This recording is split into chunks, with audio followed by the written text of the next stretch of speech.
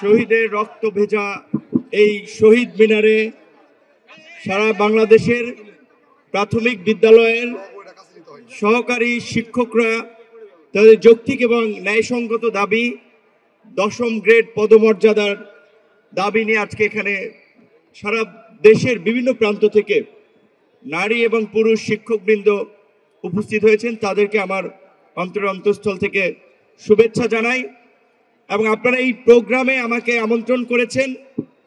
কালকে এই আপা সহ বেশ কয়েকজন শিক্ষক আমাদের অফিসে গিয়ে দাওয়াত দিয়েছেন। আপনাদের প্রতি সম্মানের জায়গা থেকেই এই শহীদ মিনারে এসেছি। প্রকৃত অর্থে সকালবেলা আসার কথা ছিল। 7 দিনের এত প্রোগ্রাম এবং এত মিটিং চিটিং অংশ নিতে হয়, শরীর ক্লান্ত, তো সকালবেলা মনে হচ্ছিল একটু ডিফিকাল্ট হচ্ছে আসাটা। তার জন্য আমি জিজ্ঞাসা করেছি, কালকেই তারা বলেছে যে 4টা পর্যন্ত অন্তত চলবে। তার জন্য ভেবেছি অন্তত নামাজের পরে আপনাদের এখানে যাব। তো আমার পেছন থেকে 2-1 ভাই বলেছিল যে আমরা এখানে শুধু এক দফা দাবি আমাদের, সেটি হচ্ছে সহকারী শিক্ষকদের 10ম গ্রেড উন্নীত করা। আপনাদের এই দাবির সাথে আমি একমত, রফিক ভাই বক্তব্য রেখেছে একমত। কিন্তু আমাদেরকে যদি আপনারা কোনো প্রোগ্রামে ডাকেন, যেহেতু আমরা উদীয়মান হোক ছোট বড় হোক একটা রাজনৈতিক দলের প্রধান, সে একটা রাজনৈতিক দলের নির্বাহী কমিটির মেম্বার, কাজে আমরা কথা বললে পারিপার্শ্বিক কিছু জাতীয় ইস্যু, সাম্প্রতিক ইস্যু নিয়ে কথা বলাটা আসে আমাদের।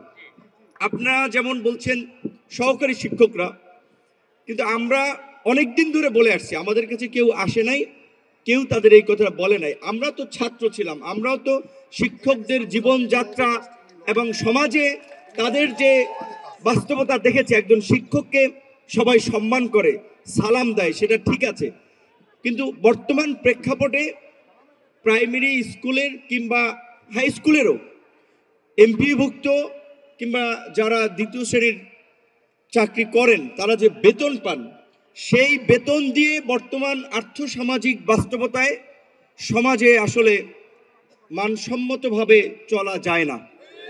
এখন কথা সবাই বলতে পারে যে টাকা দিয়ে তো সম্মান হয় না, টাকা দিয়ে সম্মান হয় না, সেটা ঠিক আছে, কিন্তু এই সমাজের সাথে সংগতিপূর্ণভাবে চলার জন্য অর্থ একটা বড় ফ্যাক্টর।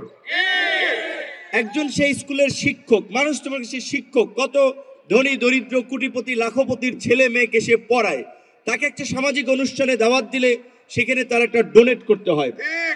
সে শিক্ষিত একজন মানুষ, সে শিক্ষক, তার একটা আত্মীয় স্বজন বিপদে পড়লে, অসুস্থ হলে একটা তদবিরের জন্য, সহায়তার জন্য তার কাছে আসে, কারণ সে টিচার, তার অনেক ধরনের নেটওয়ার্ক। কিন্তু সে নিজেই যে এই 17-18 হাজার টাকার বেতন পায়, এই বেতনে বর্তমান বাজার ব্যবস্থায় আসলে চলে না পরিবার। আমরা দ্রব্যমূল্যের ঊর্ধ্বগতি দেখছি বাজারে। এখন শিক্ষকদের কাছ থেকে আমরা মানসম্মত শিক্ষা চাই। এই আন্দোলনে 2018 সালে আমরা আন্দোলন করেছিলাম। এইবার ছাত্র আন্দোলনটা শুধু ছাত্রদের মধ্যে সীমাবদ্ধ নাই। আপনারা দেখেছেন ঢাকার উঁচু শ্রেণীর লোকেরা, একটু প্রতিষ্ঠিত, যারা আর্থিকভাবে ভালো বাস করে, বলা হয় ধরেন গুলশান, বনানী, ধানমন্ডি, এই উঁচু তলার মানুষরাও কিন্তু এইবারের আন্দোলনে নারী পুরুষ, মা সন্তান, বাবা, সামরিক বাহিনী, পুলিশ, সমস্ত ব্যবসায়ী লোকজন এই আন্দোলনে এবার নেমে এসেছিল। কারণ তারা প্রত্যেকেই গত ফ্যাসিবাদের আমলে ভুক্তভোগী ছিল। তো তারা একটা পরিবর্তনের আকাঙ্ক্ষা থেকে নেমে এসেছিল। কারণ যখন ছাত্রদের পরিষ্কার ঘোষণা ছিল ফ্যাসিবাদী রাষ্ট্র ব্যবস্থার বিলোপ এবং একটা নতুন রাজনৈতিক বন্দোবস্ত, একটা নতুন সামাজিক চুক্তির মধ্যে দিয়ে আমরা আগামীর নতুন বাংলাদেশ বিনির্মাণ করব। আমরা মনে করি যে রাজনৈতিক দলগুলো, বিভিন্ন রাজনৈতিক দল এই আন্দোলনে অংশগ্রহণ করেছে, কিন্তু রাজনৈতিক দলের একটা নিজস্ব আদর্শ এজেন্ডা আছে। আমরা একটা দল, ভাইয়া একটা দল, জামাত একটা দল, ইসলামী আন্দোলন একটা দল, কিন্তু কমন আদর্শ এবং এজেন্ডা আছে শিক্ষকদের। আমি মনে করি আমরা যদি নতুন বাংলাদেশ বিনির্মাণ করতে চাই, তাহলে শিক্ষকদেরকে অগ্রভাগে রাখতে হবে। তাহলে নতুন বাংলাদেশ বিনির্মাণ করার জন্য সর্বপ্রথমে শিক্ষকদেরকে ফ্যাসিলিটেট করা দরকার। আপনারা বলেছেন 10ম গ্রেডে, আমি এটার সাথে দ্বিমত, আমি এটা চাই না, আমি চাই প্রথম শ্রেণীতে। কারণ আমরা বলেছি, রফিক ভাই যেটা বলছে, আপনাদের দু একজন বক্তব্য বলেছেন, শিক্ষকরা কেন দ্বিতীয় শ্রেণীর তৃতীয় শ্রেণীর চাকরি করবেন? শিক্ষকরা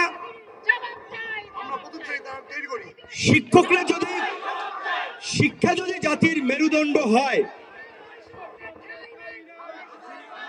শিক্ষা যদি জাতির মেরুদণ্ড হয়, শিক্ষকরা যদি সমাজ গড়ার কারিগর হয়, কষ্ট নিয়েন না, তারা যদি দ্বিতীয় শ্রেণীর নাগরিক হয়, তাহলে তারা প্রথম শ্রেণীর নাগরিক বানাবেন কেমনে? সেই জায়গা থেকে আমার পরিষ্কার দাবি যে সমস্ত শিক্ষক, প্রাইমারি কিংবা হাই স্কুল শিক্ষকদেরকে প্রথম শ্রেণীর চাকরিতে উন্নীত করতে হবে। কিন্তু আমাদের দুর্ভাগ্য যে আপনারা যেটা বলছেন, আপনাদের ছাত্র যাদেরকে পড়ান তারা সচিব হয়, বিশ্ববিদ্যালয়ের শিক্ষক হয়, কিন্তু এই অবাগা ছাত্ররা তাদের উস্তাদদের কথা মনে রাখে না যে আমরা প্রাইমারি স্কুলের শিক্ষকরা, আমার মা মারা গিয়েছে এলেও অনেক ছোটবেলায়, তখন আমার বয়স প্রায় 2.5 বছরের মতো। আমার মনে আছে এখন আমার নাক দিয়ে যেটা বলে আর কি, পানি পড়লে ঠান্ডায় শিক্ষক সে একজন পুরুষ শিক্ষক, সে একজন মহিলা শিক্ষক ছিলেন, সবাই আদর করতেন, অনেক সময় নাক মুছে দিতেন কাপড়ের কোনা দিয়ে। তো রফিক ভাই যেটা বলেছেন, এটা একটা বাস্তবতা, মানুষের প্রতি ভক্তি শ্রদ্ধা, এটা তো আসলে অন্তর থেকে। অবশ্যই আমরা সব শ্রেণীর শিক্ষকদেরকে সম্মান করি, কিন্তু রফিক ভাই বলেছেন এটা বাস্তবতা। কিন্তু এই বাস্তবতা বোধহয় এখন নাই, এখনকার ছাত্ররা যে শিক্ষকদেরকে পাশ হয়ে সালাম করা, এটা মনের শ্রদ্ধা থেকে আসে। আমরা আমাদের শিক্ষকদের করেছি, এবং আমাদের শিক্ষকরা আমাদেরকে শাসন করেছে, যার ফলে আপনারা যারা চিনেন না তারা হয়তো গুগলে সার্চ দিলে, ইউটিউবে সার্চ দিলে জানবেন, আর যারা চিনেন তারা তো চিনেন।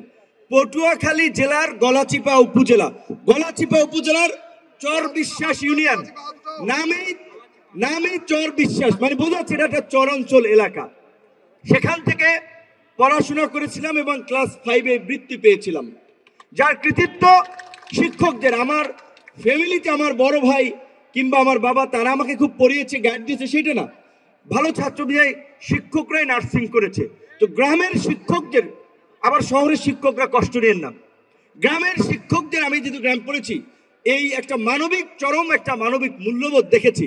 অনেক শিক্ষক গরিব মানুষের ছেলে বই কিনতে পারে না, গাইড কিনতে পারে না, তখন গাইডের টাকা দিয়ে দিয়েছে, বাবা তুই পড়, ভালো ছাত্র। তো সেই শিক্ষকদের যদি আসলে এই সমাজে চলাফেরার জন্য, একটু স্ট্যান্ডার্ড লাইফ লিড করার জন্য তাদের একটা মানসম্মত বেতন কাঠামো না থাকে, তাহলে আমরা সোনার বাংলাদেশ বিনির্মাণ করার জন্য সোনার মানুষ কিভাবে পাবো? আমরা নতুন বাংলাদেশের কথা বলছি, কেউ এমপি হওয়ার কথা বলছি, মন্ত্রী হওয়ার কথা বলছি, নির্বাচনের কথা বলছি, সংস্কারের কথা বলছি, কিন্তু যারা এই সব কিছুর কেন্দ্রবিন্দুতে কাজ করতে পারবে, আগামী নির্বাচনও যদি আমরা চাই, নির্বাচনের সঠিক এবং নিরপেক্ষ দায়িত্ব পালন করবে এই শিক্ষকরা, তাহলে সেই শিক্ষকদের যদি আমরা দাবি দেওয়ার প্রতি আমাদের মনোযোগ না থাকে, শিক্ষকদের প্রতি আমাদের দৃষ্টি না থাকে, তাহলে আমরা আগামীতে কিভাবে নতুন বাংলাদেশ বিনির্মাণ করব? আপনাদের এই দাবির সাথে আমি পুরোপুরি একমত, এবং আমি বলছি যে শুধুমাত্র 10ম গ্রেড না, আমি চাই অন্তত ন্যূনতম সকল শ্রেণীর শিক্ষককে যেন প্রথম শ্রেণীর চাকরিতে উন্নীত করা হয়। এবং আমরা আশাবাদী, আমাদের প্রধান উপদেষ্টা একজন বিশ্ববরেণ্য মানুষ, সারা বিশ্বের বিভিন্ন দেশে চলাফেরা করেছেন, বিভিন্ন দেশের সোসাইটির মানুষের সাথে মিশেছেন। পশ্চিমা দেশগুলোর শিক্ষা ব্যবস্থা এত উন্নত কারণ সেখানে শিক্ষকদের মর্যাদা, বেতন, সুযোগ সুবিধা অনন্য উচ্চতায়। তো এই সরকারের দ্বারা অন্তত এই শিক্ষা ক্ষেত্রে একটা পরিবর্তন আসবে, শিক্ষকদের জীবনযাত্রার দিকে তারা দৃষ্টিপাত করবেন, এটা আমরা প্রত্যাশা করতে পারি। ইউনূস স্যার নিজে একজন শিক্ষক, শিক্ষা উপদেষ্টা ওয়াহিদুদ্দিন মাহমুদ স্যার একজন শিক্ষক, সালেউদ্দিন মাহমুদ অর্থনীতিবিদ, তারপরেও তিনিও শিক্ষকতা করছেন। এই উপদেষ্টা পরিষদেও কিন্তু অনেক শিক্ষক রয়েছে, এমনকি আমাদের বড় একটি রাজনৈতিক দল যে বিএনপির মহাসচিব মির্জা ফখরুল ইসলাম আলমগীর সাহেবও কিন্তু কলেজের একজন শিক্ষক।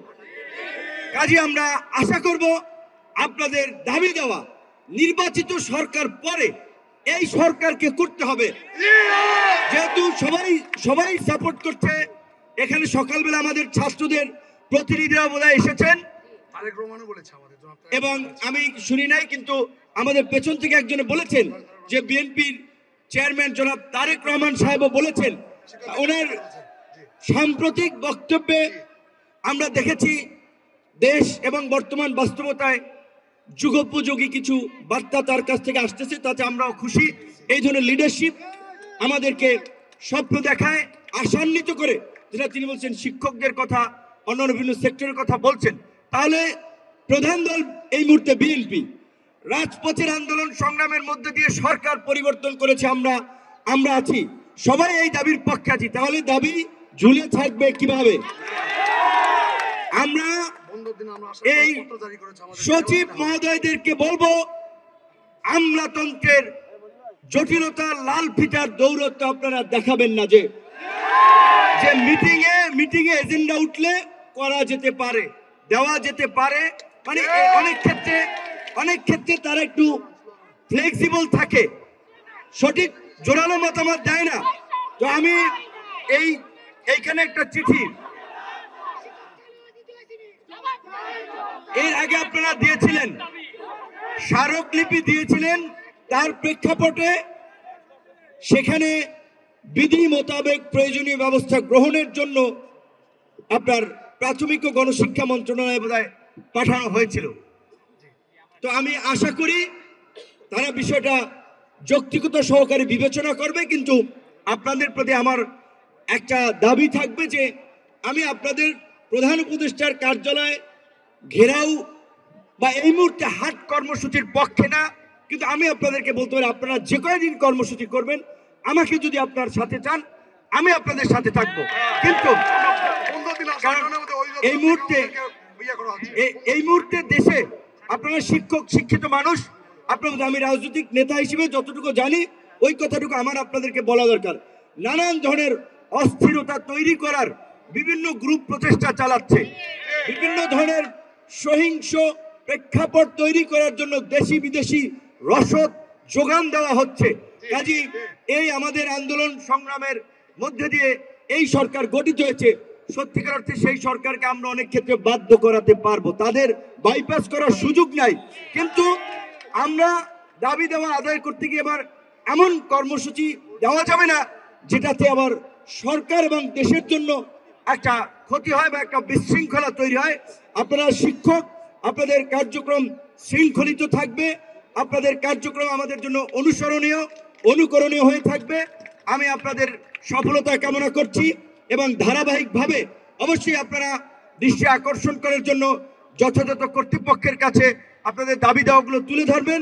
রবিবার আমি সচিবালয়ে যাব, আমার দুইটা কাজ, একটা হচ্ছে আপনাদের এই বিষয়টা প্রাথমিক গণশিক্ষা এই উপদেষ্টা ওনার সাথে আলাপ করা, আরো একটা কাজ হচ্ছে, কারণ আমরা তো সবার কথা নিয়ে ভাবি, প্রেস ক্লাবে অনেকদিন ধরে ইবতেদায়ী মাদ্রাসার শিক্ষকরা আন্দোলন করছে, তাদের বিষয়টা নিয়ে আমি কথা বলবো, কারণ আমরা সবার বিষয় নিয়ে কথা বলবো। আপনাদের যৌক্তিক দাবি, আশা করি দুটো দাবি সরকার গুরুত্বের সাথে বিবেচনা করবে। আল্লাহ হাফেজ। আসসালামু আলাইকুম।